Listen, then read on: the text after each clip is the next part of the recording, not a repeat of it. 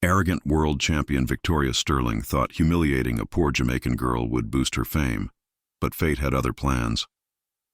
When Kesha Campbell, 18, entered the elite Manhattan gym carrying a worn sports bag and wearing torn sneakers, laughter echoed off the walls. Victoria sneered that she must have taken a wrong turn, mocking the idea that the scholarship program allowed charity cases inside.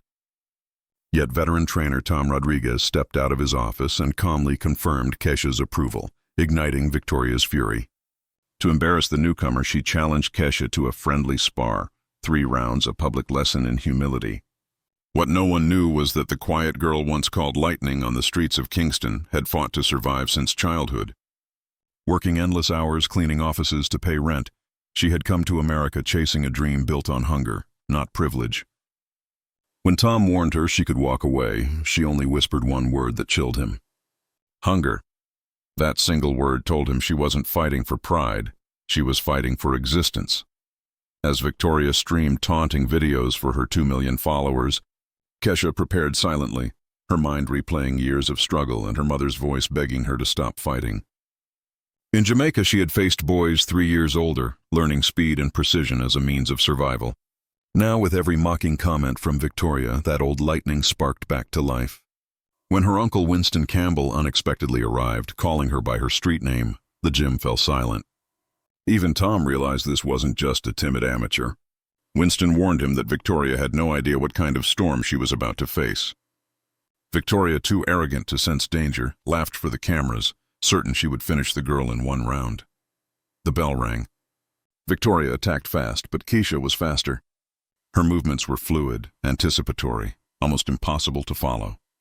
Each jab missed by inches, each counter landed with surgical accuracy. Gasps filled the gym as the amateur controlled the ring like a veteran predator. "Who is this girl?" someone whispered. Winston smiled, Lightning Campbell. By the 2nd round, Victoria's arrogance had dissolved into panic. Her punches slowed, her balance faltered, and Kesha struck with a blinding 4-punch combination. Jab, cross, hook, uppercut.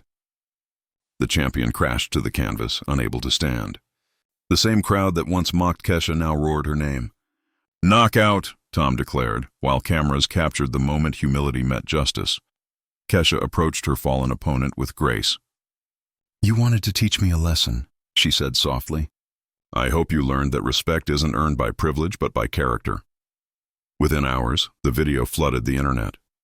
Victoria lost hundreds of thousands of followers. Sponsors abandoned her overnight. Her empire collapsed under the weight of her own pride. Months later, in a small apartment far from the spotlight, she finally admitted she'd been blinded by prejudice. Meanwhile, Kesha's life transformed. Signed by Golden Gloves Promotions for $2 million, she became a global symbol of resilience. Brands launched campaigns inspired by her motto, "Earned, not given." She used her success to create Lightning Dreams, a foundation helping young women from poor backgrounds pursue sports and education. At the opening of her first gym in Kingston, Kesha addressed the crowd with calm strength.